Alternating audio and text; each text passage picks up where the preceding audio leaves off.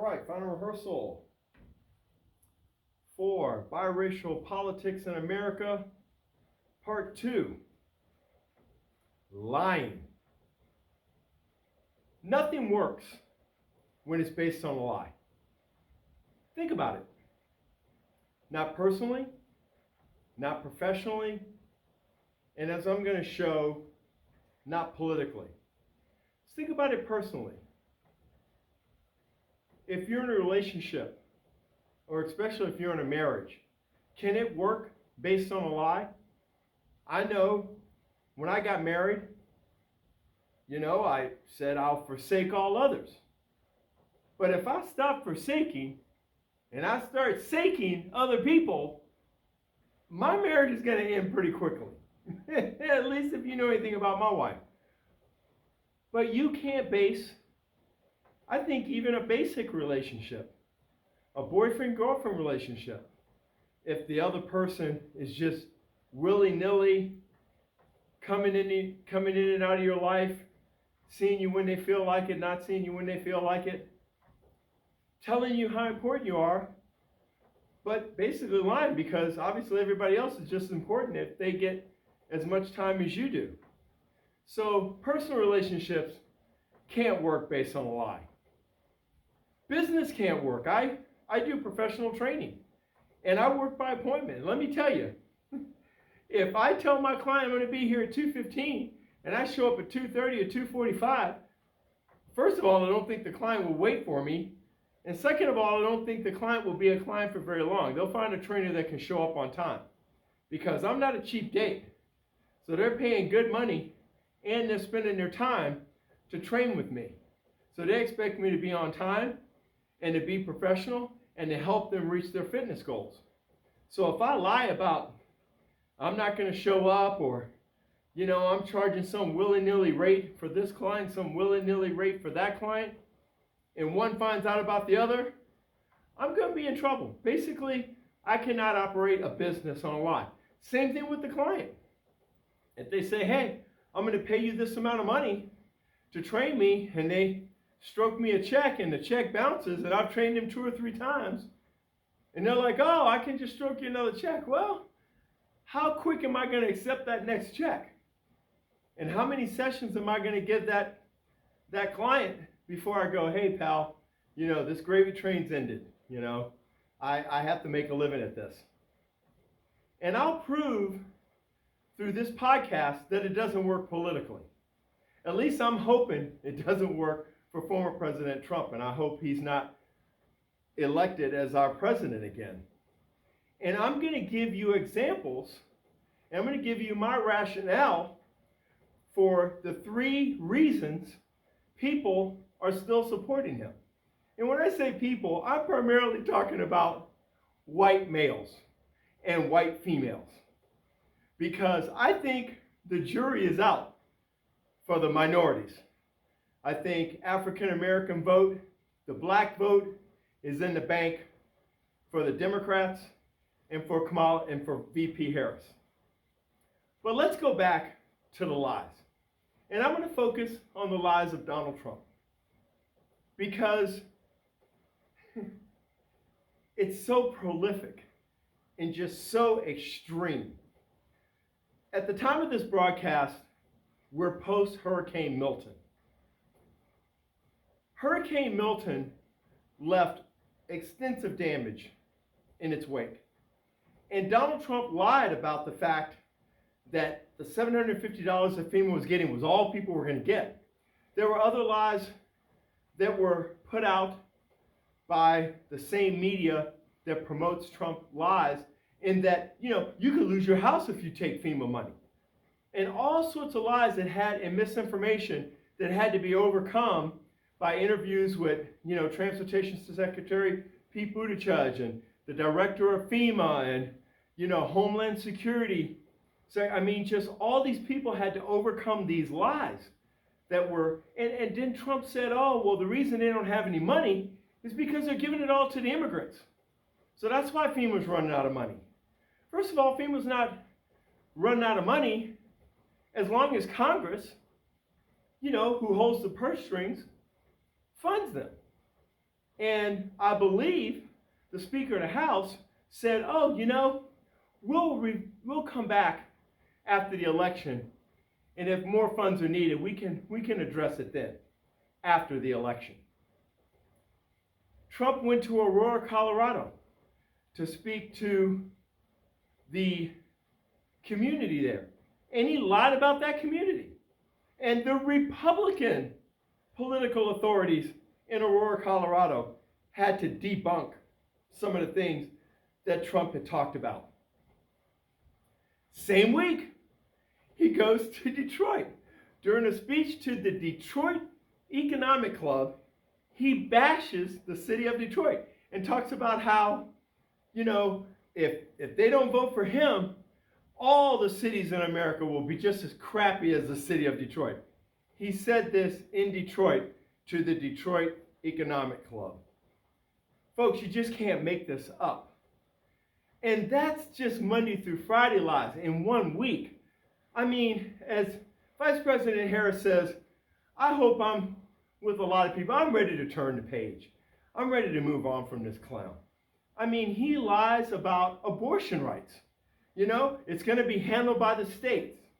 He doesn't mention that he nominated 3 extreme Supreme Court nominees that became justices that eventually overturned Roe v. Wade, which is an over 50-year precedent. He continues to lie about the very unpopular Project 2025, although he's mentioned hundreds of times in this almost 1,000-page manifesto that the Republicans, I am very sure, will implement if Trump is elected again. And he just has nothing to do with it, and all the Republicans are wringing their hands and, I don't know who came up with it, but, it's not mine, and I didn't come up with the policy, and, so Project 2025 is just out there in the wind. But yet they're still recruiting hundreds of people to fill these positions and putting them on notice. Should Trump be elected in 30 days, get ready to serve. And one of my favorites, the Washington Post conservatively estimates that Trump has lied to their recollection over 30,000 times. And they state that that's a conservative estimate. 30,000 lies that they have put together. And if you think it's just political, just think about his personal life, right? He cheated on his first wife with his second wife. He cheated on his third wife with a porn star while his third wife was at home with his newborn. I mean, the lies are just nonstop. You can go back to the beginning. Remember his campaign promise? I'm going to build a what? A wall. And who's going to pay for it? That's right. Mexico was going to pay for the wall. And he has lied all throughout his presidency and post-presidency about how much wall he built. He even lied about, I actually did, he jimmy-rigged a lie about how Mexico actually did pay for it. The president of Mexico said that Mexico did not pay for any of Donald Trump's wall. And boy, he begged, borrowed, and stole to build the little wall that he did build. And as President Obama has said, he has this unbelievable fascination with crowd sizes. I mean, ever since his inauguration, I know his spokesperson at the time, Spicer, he made that poor man come out and go, more people attended Donald Trump's inauguration than any other inauguration in history, period. That's just the way it was. It's insane. You can go to Google and get images of Barack Obama's inauguration and see pictures of the mall in Washington, get pictures of Donald Trump's inauguration, and just see the stark difference. Obviously, Barack Obama had more people. Trump has even compared his Washington crowd sizes to when Dr. King gave his famous I Have a Dream speech during the famous March on Washington back in the 60s. I mean, seriously, who compares themselves to Dr. King? Even prominent black politicians can't compare themselves to Dr. King. So I just don't get it. And the lies during COVID, how many lives did that cost? And I mean, not all prominent lives. I mean, you had people like Herman Cain, who attended a super spreader event at the White House, and he was dead in a couple of weeks. How about the time Trump said, oh, you can just inject bleach, and how about that for cleansing the body? And he actually did that live on television, and his poor, consultant is over on the side, she has her head in her hand trying to hide her face. I mean, it was that ridiculous. And the United States just had so many unnecessary deaths because of his mismanagement of COVID. And recently, it's come out that he sent testing kits to Vladimir Putin during the time when nobody in the United States hardly could get those kits. And they were very valuable and hard to come by. And he's sending them to one of the worst, he's elected, but come on, we all know Putin is a dictator of Russia. And he's sending him test kits. My whole thing is, the whole lie about the campaign is literally called the big lie. It's called the big lie. And he was recently caught on video saying, I lost the presidency by a whisker. Sometimes he forgets that people can play these interviews back. But it's called the big lie, and everybody has to participate. During the only vice presidential debate between J.D. Vance and Governor Walz flat out asked J.D. Vance, did Donald Trump lose the last election? J.D. Vance was dodging and weaving and going, Governor Walz, I like to look at the future. I don't like to look at the past. And Governor Walz called it out. He goes, that's a damning not answer. And it was stark. It was one of the most stark moments in that debate. And how about the time Trump said during the debate with VP Harris that he saved the Affordable Care Act? Donald Trump spent many times trying to and it came down one time to one vote of the late great Senator John McCain saved Obamacare with his one vote. He even put a thumbs down before he placed his vote. And he saved the Affordable Care Act during that one vote. But Trump wasn't done. I think he actually got the individual mandate and some other nitpicky things done to try to cripple the act. But so many people depend on affordable health care and not succumbing to pre-existing conditions by the insurance companies so that they can be denied claims. And the fact that more people are insured now for health insurance than any time that I can remember. Recently, Bob Woodward, the same person that revealed that Trump was sending test kits, Bob Woodward has receipts. He did the Trump book, the audio book, where he had the interviews with Donald Trump. And it's funny, Trump didn't call him a liar then. He called him a liar about, meeting with Putin several times in private meetings. But, Bob Woodward always comes with receipts. And he's got a new book coming out, and I cannot wait to see his new book and the receipts that are in that book, because he had this agreement when he was working with Donald Trump that Donald Trump could call him anytime and he could call Donald Trump. And there were several conversations where Bob Woodward's wife was actually, listening in on the conversation. And Chad sounds like, you can't yell at the president. Well, he's misinforming. He's misinforming people. And they were having a back and forth. But Bob Woodward always brings receipts and always has proof of what he says. And he has a damning, just books and audio tapes of how Trump is just unfit and uncaring about the American people, and he's unfit to be in office.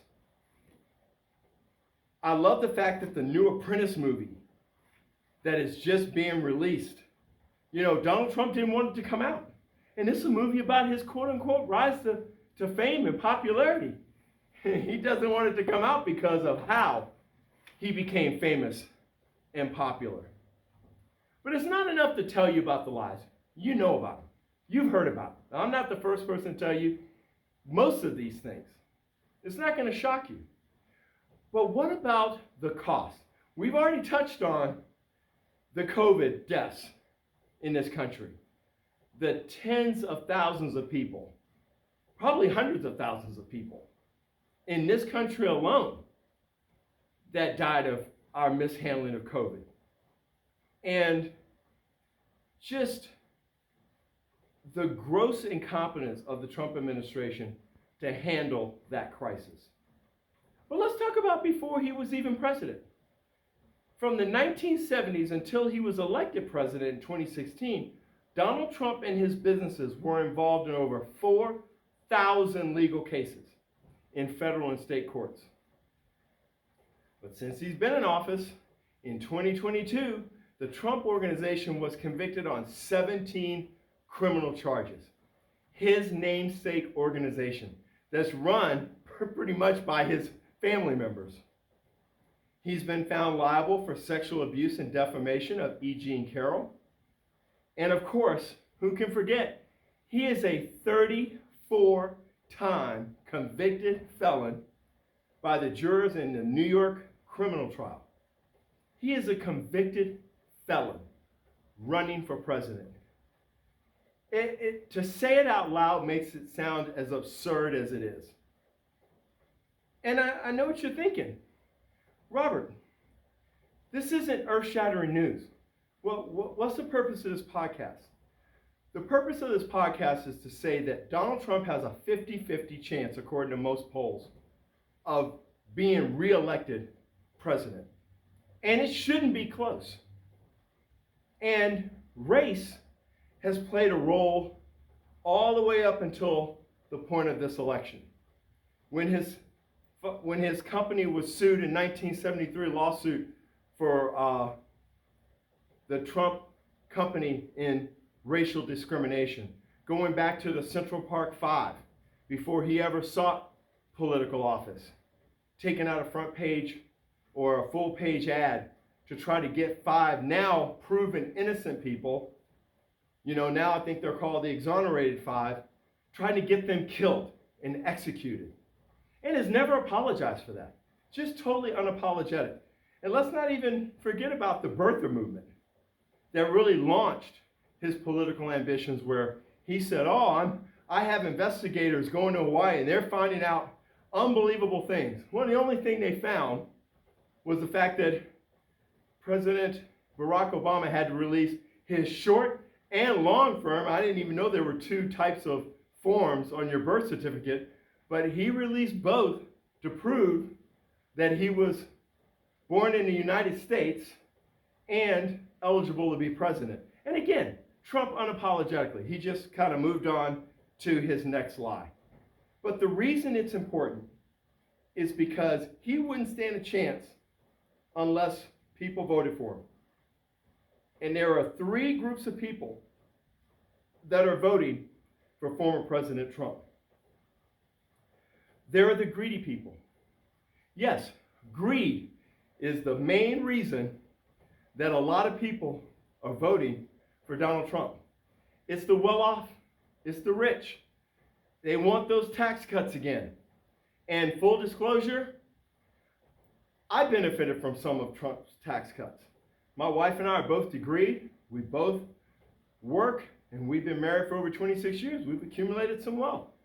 And the reason a lot of people will consider us wealthy, and I don't consider us rich, is because we still have to get up and go to work tomorrow. So if you got to get up and go to work, you may be wealthy, but you're not rich. Rich people don't have to work. Rich people just have to have their money make money. And they just sit in their golf cart at the country club and wait for the next hole to open up. So people that are selfish, Their selfish desires trump everybody else. Okay, no pun intended, but that's greed. And that's the first group of people that is electing Donald Trump if he gets reelected. The second is the whole reason for my Biracial Politics in America series. Race. You may go, Robert, I'm not racist. Well, I really didn't view my late father-in-law as racist, but he was. He wanted a time where his race ran stuff. He was a white guy in his late 70s, but there was a time when he could get the job he wanted. He could live where he wanted. He could date who he wanted. And no brother was going to take his girlfriend or his wife away from him. They'd end up swinging from a tree. And if you know, you know. There's been recent news articles about a truck driver in the United States that was hung. And I don't know the circumstances around it, but it's still a thing. It's still a thing that evokes terror. So, and again, racism doesn't have to be hanging. It doesn't have to be burning your house down. It could just be, you know what, I'm going to vote for a president that wants to get things back to when my race was in charge. When I didn't have to worry about a bunch of minorities taking my jobs, or a bunch of Mexicans coming over the border, or other people. I like the way this guy stirs up hatred for others because I am the supreme race. He reminds me of that every day. So yes, racism is a big part of the reason Donald Trump, if he is reelected, will be reelected. And apathy. Just lack of interest in other people's problems. Hey, if you're Haitian, you're a Haitian migrant, and you're unpopular, you know what? I don't give a crap because I'm not a Haitian migrant. If your home gets torn up by a tornado or a hurricane, I don't care because, my home is fine. My country club's fine. I don't have to worry about that. They don't care about anybody outside the walls of their home or outside their own selfish interests. And I've seen exactly the opposite in some of the stories I see on social media. There was a guy with a truck after Hurricane Milton, and he got a Starlink system, he got supplies, he got cash, and he went to help people. Gave away all his cash, gave away all his supplies, hooked up the Starlink system so people could have cell phones to alert their loved ones and alert the authorities. Then he went out and got more cash and more provisions. That's one guy with a truck. Now, my wife be the first to tell you, if I ever tried to go into a flood-ravaged or tornado-ravaged area and try to help, I would need help within hours, okay? I'm not that dude. But you know what? I can stroke a check. I can give to a charity that does have those dudes, that do have those resources, or help finance those resources so they can go help. If one state, Florida, is hit, there are 49 other states. And no, I don't expect you to get on a flight from Hawaii. I don't expect you to get in a car and start driving from Alaska. But you know what? We can donate to the Red Cross. We can call the governor's office in Florida and say, hey, what organizations can I give to help your state?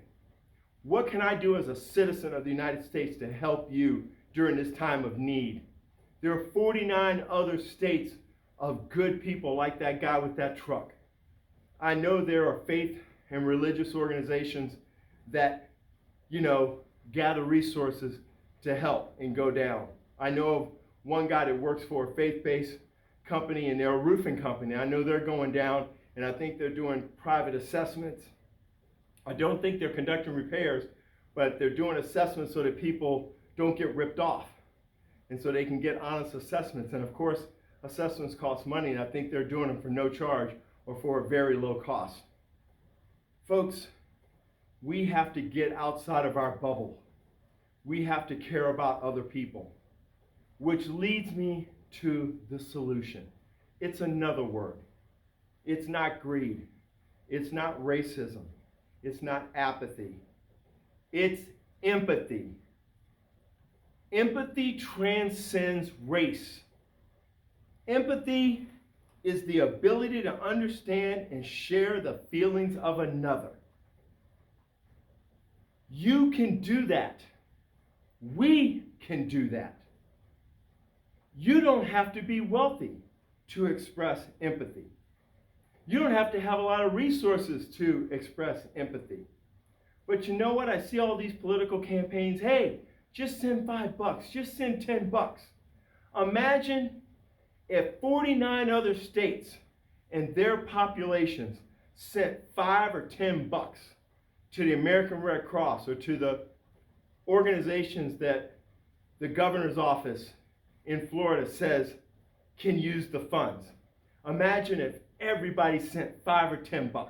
Come on, folks, that's a Starbucks trip. For me, it's more like the $10. Okay, because I always get something with the coffee. So think about it. All those politicians that, hey, just send $5 or $10. You know what they know? $5 or $10 adds up real quick when you talk about tens of thousands of people or hundreds of thousands of people sending $5 or $10. Imagine if we had that attitude after a natural disaster instead of, wow, I'm glad that wasn't my state. Wow, I'm glad that wasn't my house, because I live in Georgia. Let me tell you, we've had every home in my cul-de-sac has been hit by lightning. One caught on fire. Our tree got split and had to be removed. And an older home had to be repaired.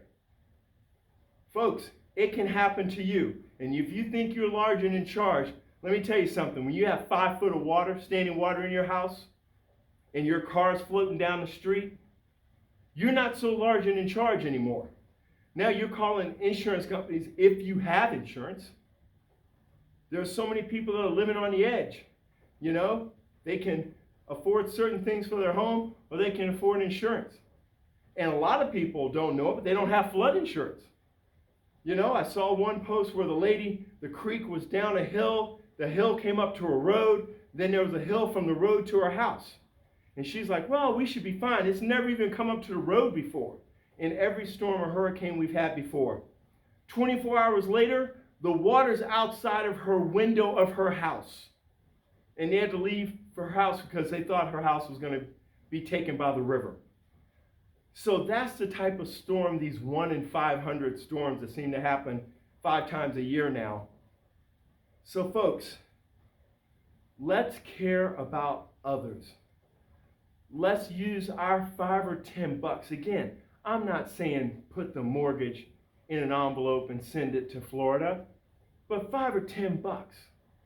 Okay? Donate to the Red Cross. Donate to people that you know have always been there for the American people. And if you're that dude, put some shit in a truck. Get some money from your church or religious organization and make that drive if you're that dude. As I admitted, I'm not. I'm the donate guy. Okay? I'll send the $5 or $10, or obviously I can afford a little bit more, so I would send more. And I have sent money to those causes. So folks,